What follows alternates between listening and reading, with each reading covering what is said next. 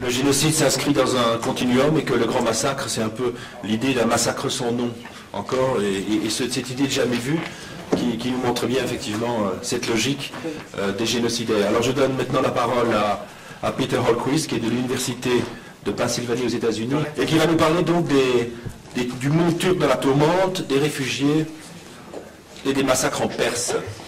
I want to thank the organizers for putting together this wonderful conference and also the École des Auditudes for hosting us.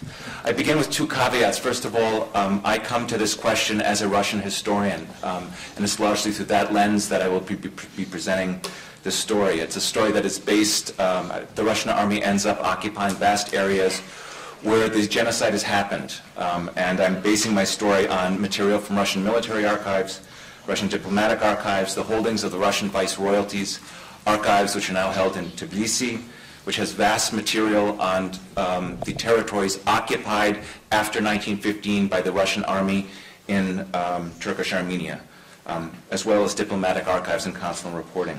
And the second caveat I have is that this is, as David Gaughan said, a very, very complicated story, which I will be simplifying greatly in the presentation. I have also an article in the volume where I try to sketch this out at greater length.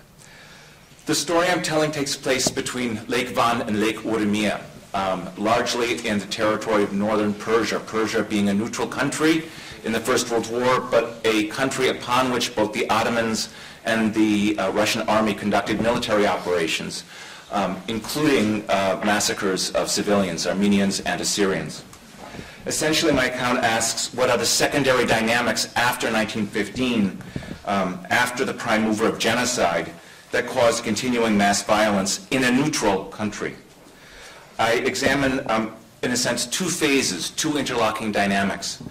The first phase and the first dynamic is a refugee crisis in northern Persia, in the area occupied by the Russian army, Dilmen, Salmas, Urmia, as peoples fled the massacre that was happening in the Ottoman Empire for what seemed a temporary refuge in the Russian-occupied areas of northern Persia. That is a more optimistic story. The story ends very badly. The second phase of my story is what happens after the Russian Empire, the Russian army collapses in the Russian Revolution, and Entente powers seek to summon armies out of nothing and look to arm these refugees to create a military presence on the Caucasus front, and this ends in disaster. It is to capture the willingness of especially the British and French governments to summon nations and armies out of nothing that I take my title, A World Turned Upside Down, the tune putatively played when Cornwallis surrendered to Lexington. If you want a more graphic representation of how this seemed to be an unreal period in an unreal space, when the British general marching through Persia up to Baku, General Dunsterville, passes through this area, he in his diary repeatedly says, "It is as if I am at Alice in Wonderland. I've gone through the looking glass," that great, fantastic novel by Lewis Carroll. The area upon which this story plays out is very mixed in terms of the population's ethno-confessional composition. I rely largely on David Gaughan's portrayal yesterday and in his stupendous book on the place of the Assyrians in all of this. The area where this drama plays out, that is not just the peoples but the space, is very complicated. First of all, both the Iranian state and the Ottoman state are states undergoing revolution. And in northern Persia you have a democratic movement that is opposed to the Shah, and the Russian government is intervening before 1914, is occupying Persia before 1914 to buttress the Shah. Persian Democrats don't like the Russian army. This area is also the object of intense geopolitical competition. Both the Ottomans and the Russians send in troops before 1914, between 1911 and 1914, to occupy this territory. Again, Russia's presence here before 1914 leads the Persian population, and especially Persian Democrats, to resent the Russian government and those peoples it believes are furthering the Russian government's agenda. And after the outbreak of hostilities between the Russian government and the Ottoman government in October 1914, they conduct military operations against one another, not only on the Caucasus front, but they extend their military operations into northern Persia. The Persian government is largely a helpless and passive witness, and this causes an immense amount of resentment by the Persian government towards these two players. Another distinctive feature of this war on this front is the willingness of both sides to wage war against one another by local proxy, to arm local populations. Let me first give you a sense of Russian involvement here. You had consular and military officials who were very aware of the region. I give you Vladimir Minorsky, who will become the founder of modern Kurdology. Another case, I will come to this in a minute. This is a demonstration of the extent to which both sides were engaged in proxy warfare. You of course know that the Committee of Union and Progress was pursuing a policy of arming Kurds, of also seeking to arm Muslims in the Caucasus and set the Russian Caucasus ablaze.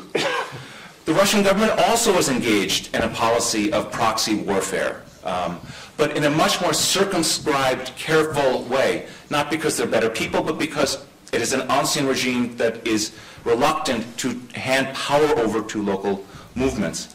But you obviously know that the Russian government charges 4 and then 6 Armenian volunteer formations. The Russian government is very actively involved in trying to use the Kurds against the Ottomans. Here you have Simko, head of the Shikak Kurds in northeastern Persia, who the Russians were seeking to turn. They fail. He turns against them.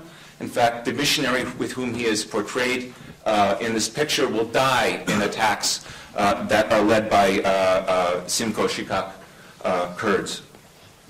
So you have this very complicated situation in which both sides are willing to turn to what Hamid has described as this paramilitary mindset, much more aggressively by the Ottomans. Among the units that the Russians are willing to arm once the war begins is a very small unit, 350 people, of Assyrians in northern Persia. These Assyrian units were chartered, were enough to cause resentment and fear among the local Muslim and Kurd population, but as the Russian diplomats said to the Russian military men, it's not strong enough to stand on their own. In a sense, the Russians created the worst of both worlds. They created a self-defense unit that was threatening enough to cause resentment among these Assyrian neighbors, but not strong enough to stand on its own. Into this, you have the fact that the Ottoman army is going to advance into northern Persia as part of its general military operations. It seizes northern Persia from January through May and June 1915. Of course, this maps immediately on to the period when the Ottoman government and the CUP has decided to engage in a policy of genocide. And as David Grant has demonstrated, the Assyrians were also an object of attack. And the Ottoman government pursues its genocidal policies not only in the Ottoman Empire, but also pursues these policies in occupied northern Persia against Armenian and Assyrian communities. In fact, some of the early reporting we have in the West on the Armenian genocide comes exactly from the space because you have a wide network of missionaries, including French and Russian missionaries. Persia remains a neutral country, as well as allied councils. In fact, a large part of the Bryce report put together by the British government covers not just the Ottoman Empire and Ottoman Armenians, but the massacres of Assyrians in occupied northern Persia. In the course of this occupation, runs about 5 months, there are the massacres of these settled villages of Armenians and Assyrians, and these people then flee to the major cities and try to take refuge in the missions. This William Shedd, who's head of the American Presbyterian Mission, his mission in Urmia gives refuge in the course of the Ottoman occupation to over 15,000 Assyrians and Armenians, 4,000 of whom die of hunger in the course of the siege. The French mission in Urmia protects about 3,000 people. There are various waves that have taken refuge here in Urmia. The Russians return and reoccupy northern Persia at about the same time that they are advancing south to Van. This then means that northern Persia is a space of refuge, and you have a whole set of waves of refugees, both from northern Persia, their villages have been destroyed, but also from areas of the Ottoman Empire that have suffered from, particularly around Lake Van and the Hakiri Mountains, from the genocide. These people both themselves take refuge in northern Persia and are expelled by the Russian army to these areas in northern Persia. They're taken care of by the missions, and this refugee care project is organized and managed by the Russian consular officials in coordination with these religious missions. Russian reports by 1916 estimate that there are between 50 to 60,000 refugees in northern Persia, many of them from the Ottoman Empire, the bulk of them being Assyrian, but also including many Armenians. So you now have a space of relative peace and calm, but the presence of these refugees is beginning to cause resentment among the local settled Muslim population, which fears that that this Christian population is going to be settled here. The Russian government does not want to do this, but they simply can't move them in the middle of crisis. It's at this point that you have a very fatal turn. The Russian Revolution occurs in early 1917. And if you'll take a look at this map, this militarily is very significant. The Russian Revolution occurs just at the moment that the British army and the Russian army were linking up in southern Persia. The British had seized Baghdad in March. The Russians had advanced south. And this is a time of crisis for the Allies. The Allies are desperate to keep this front going. Just as this happened, the Russian Revolution occurs, the Russian army begins to melt away. As it melts away, the Allies are very, very eager to try to get a force here. Their first choice is to keep the Russian army there. This doesn't happen. The British then offer to pony up funds to keep an army there, and the idea that is come up with by the British and French military attachés is that we are going to arm the refugee populations and create national formations. Funded by the British, the most active agent on the ground, however, is the French military attaché Châtigny. By early 1918, you have now ended up with at least a force of 12,000. There's 4 Assyrian battalions that have been armed and funded, 2 independent Armenian rifle battalions, 3 cavalry companies, and a 4-piece mountain artillery battalion. The Russian consular officials advised against this policy, saying that these forces are enough to be self-defense units with an army beside them, but they're not strong enough to stand on their own. It's at this moment that there is an attempted alliance between the Assyrians and the Kurds. This may seem implausible, but it makes sense. They both wanted to resist the Persian government from imposing control back over northwest Syria. When a meeting is held in February 1918, this Kurd leader, Simko, kills the Assyrian delegates, including the Assyrian patriarch, leading the Assyrian battalions in Urmia to take the town over and establish their own space there, in the course of which there is a pogrom against the Muslims. This detachment now faces a hostile, the Assyrians and Armenians in Urmia now face a hostile Persian government, a hostile local Muslim population, and now 2 Ottoman regular army divisions that attack them. They hold themselves off, they hold Urmia and its region for over 3 months in 1918, until all of a sudden it seems as if a miracle has fallen from the heavens.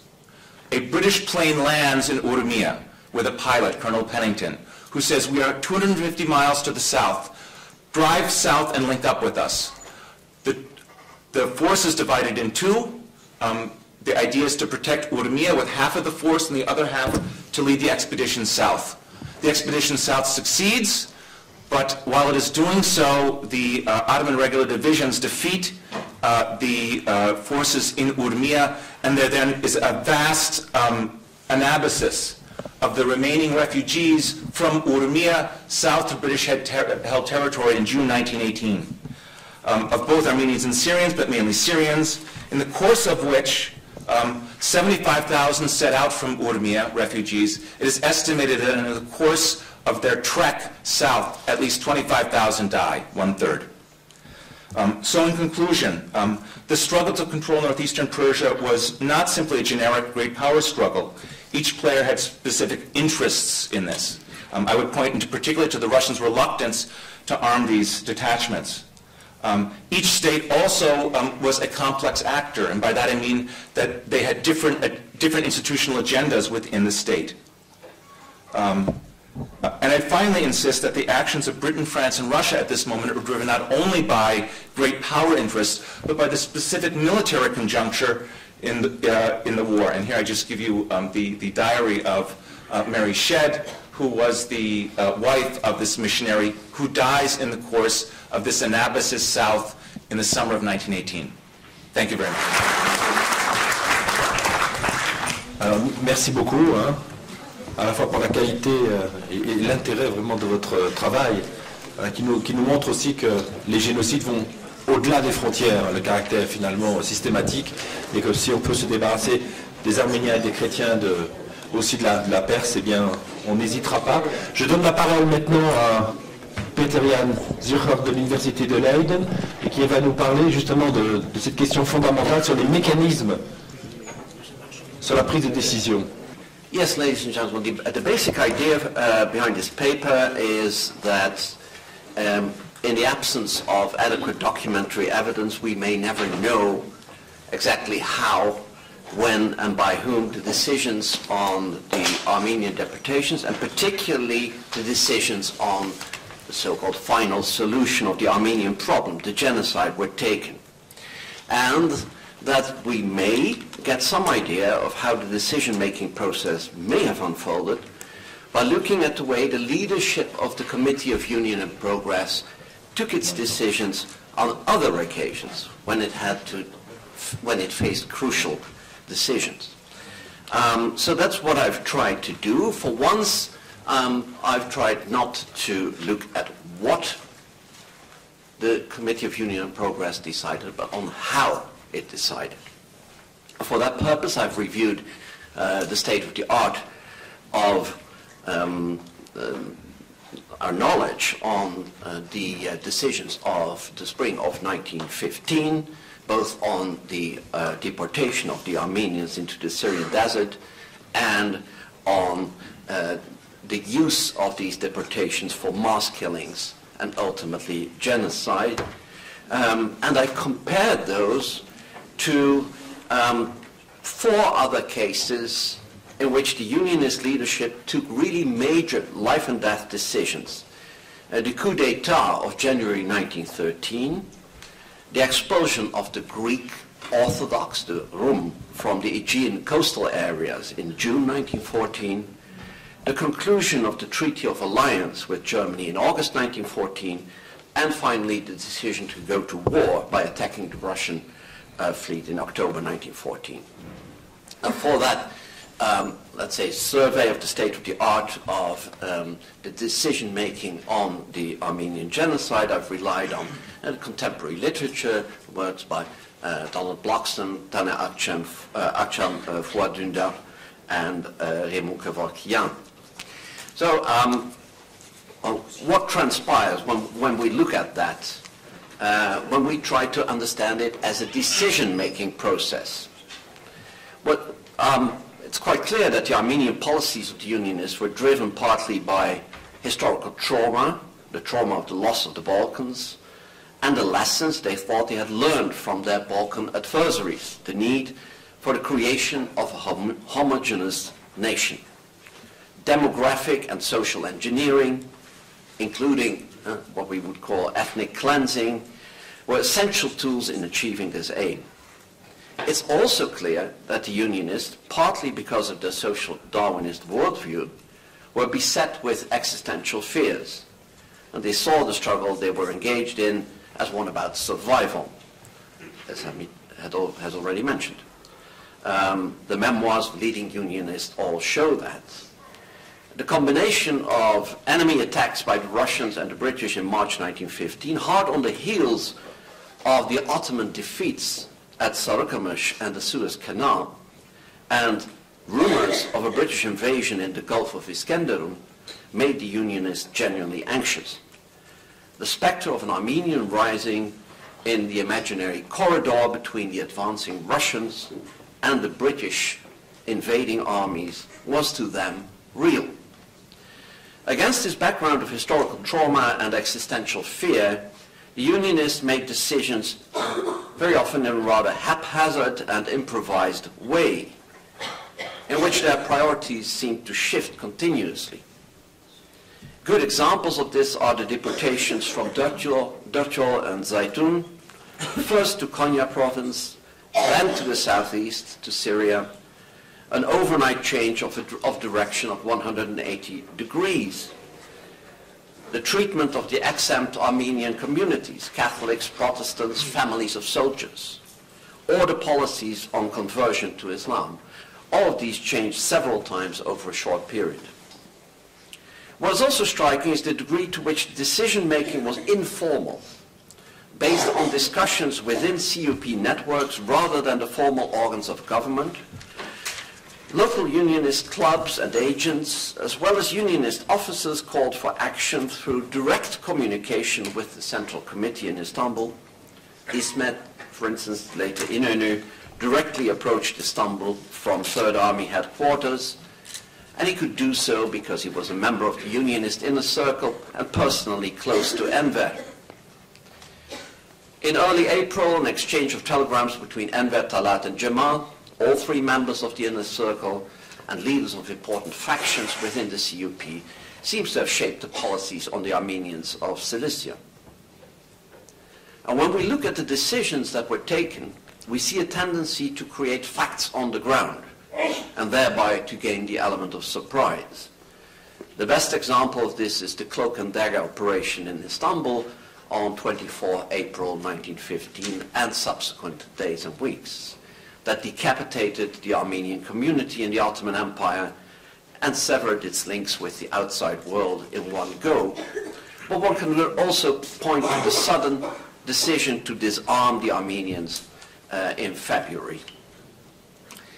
We also see a tendency to go for radical solutions and in fact a very fast radicalization of anti-Armenian policies in the space of 3 or 4 months. Where there are different options, each time the most radical option being offered at the moment seems to win out, only to be followed by a further stage of radicalization shortly after.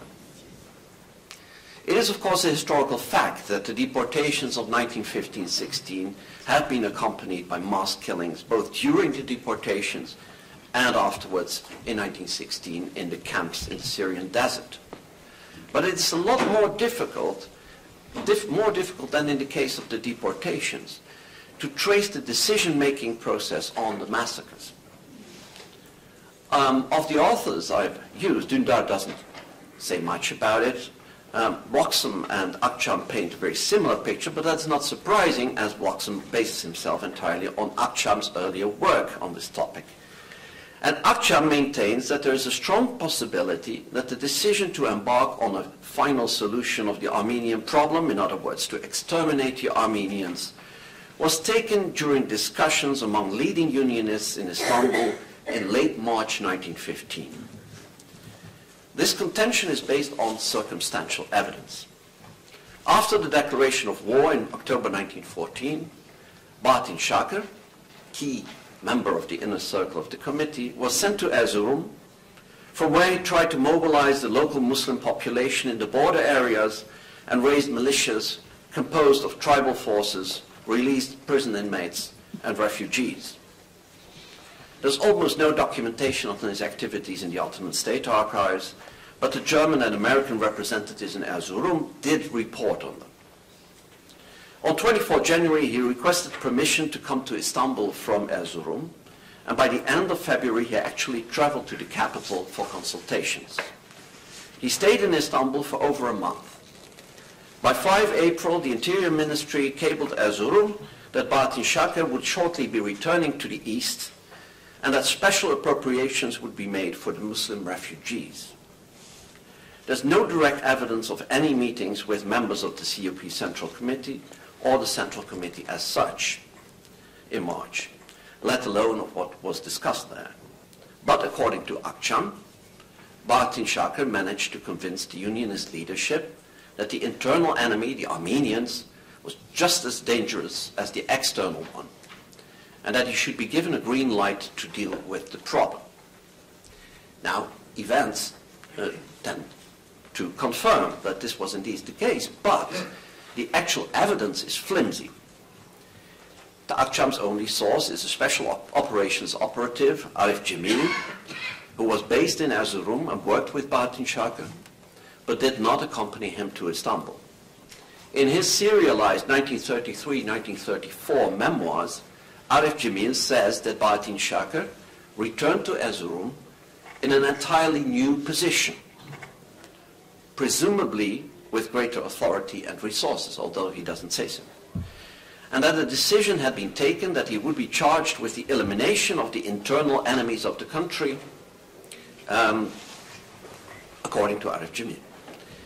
Indirectly, the noted journalist and author Hüseyin Cahit Yalçın confirms that there were strong rumors within the CUP that Bahattin Şarkı, whom he describes as an extreme radical, was the auctor intellectualis of the extermination of the Armenians of Eastern Anatolia.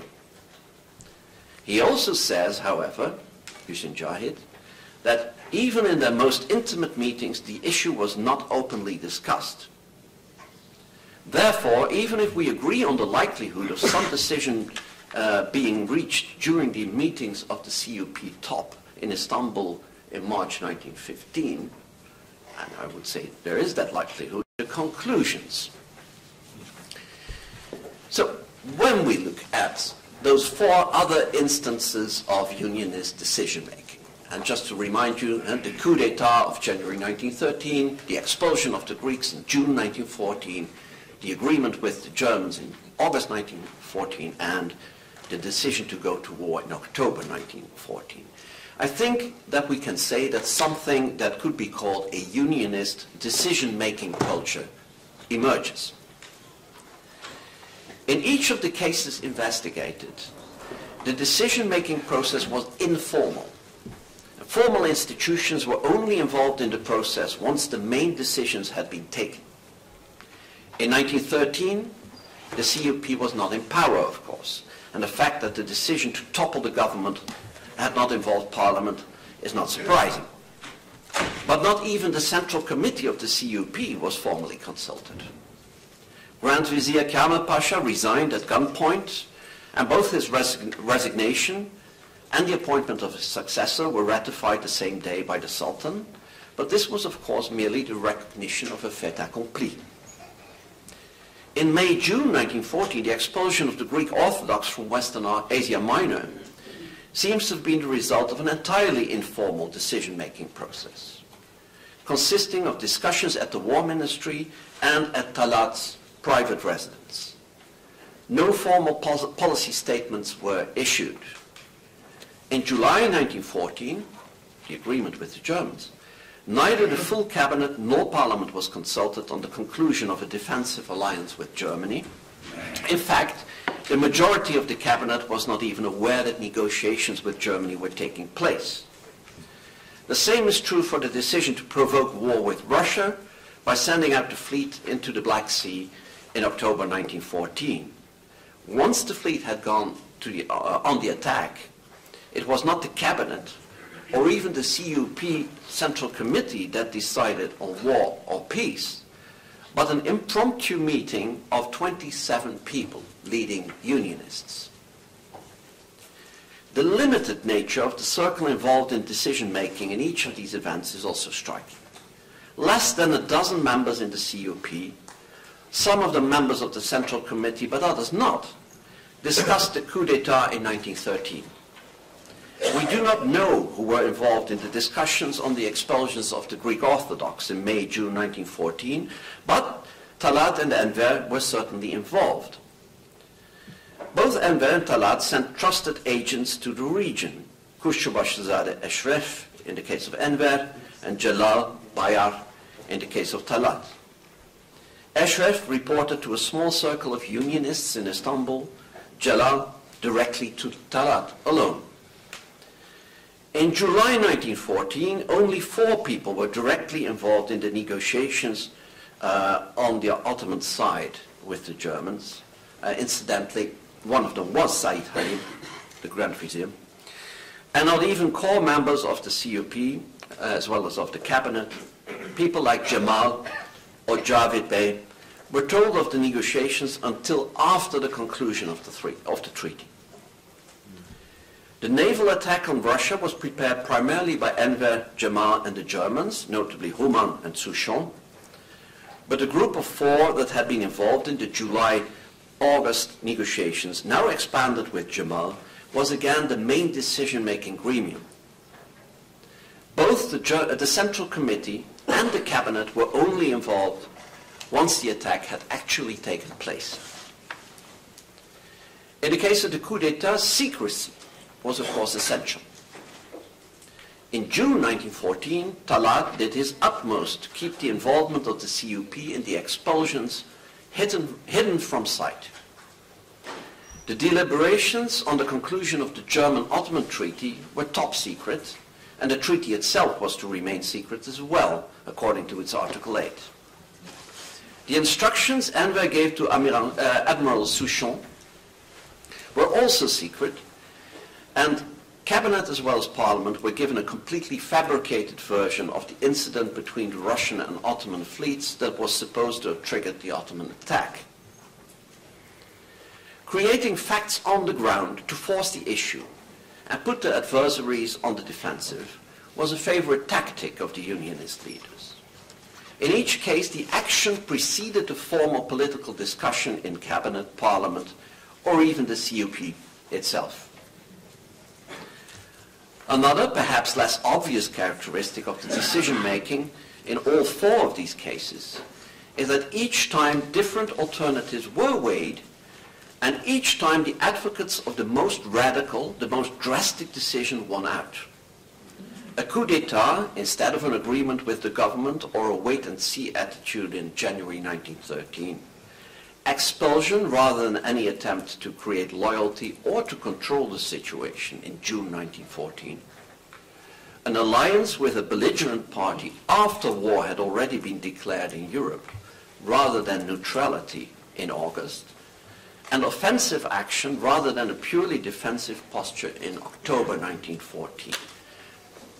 Each time, the choice of the most radical option entailed an element of gambling.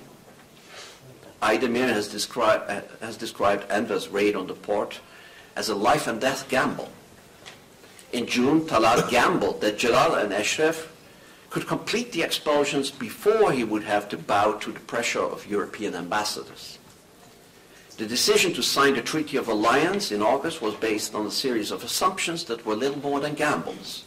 That there would be no general European war, and that if it happened, it would be short, that Germany would not be decisively defeated, and that it would be possible to maintain the alliance without actually having to fight. The decision of October was the most desperate gamble of all. Even though all of the earlier assumptions had been proved wrong, it still linked the continued existence of the empire entirely to the German fortunes of war. In each of these cases, where the most radical option is chosen, even though other alternatives are also discussed, it is the people who are regarded as moderates or potentially unreliable, who may not support this radical course of action, are excluded gradually during the decision-making process. Now, if we now turn back to where we started, the discussion of the decision-making on the Armenian genocide of February-April 1915, we can say that while it remains true that the evidence on the existence of a meeting or series of meetings in March 1915 in which Martin Schaka convinced the CUP leadership and was given a green light is weak and entirely circumstantial, We can also say that it would be entirely consistent with the existing pattern of unionist decision-making if informal discussions among a tiny group of trusted members of the inner circle, kept secret even from the Central Committee and certainly from the government, excluding members who might oppose the decision, would have led to the adoption of a high-risk strategy of drastic and radical measures. We would expect the unionists to try to create facts on the ground first and could easily envisage them using a dual system of communication with built-in deniability. The evidence seems to show that at least from January 1913 onwards, this is the way the unionists made decisions and executed them.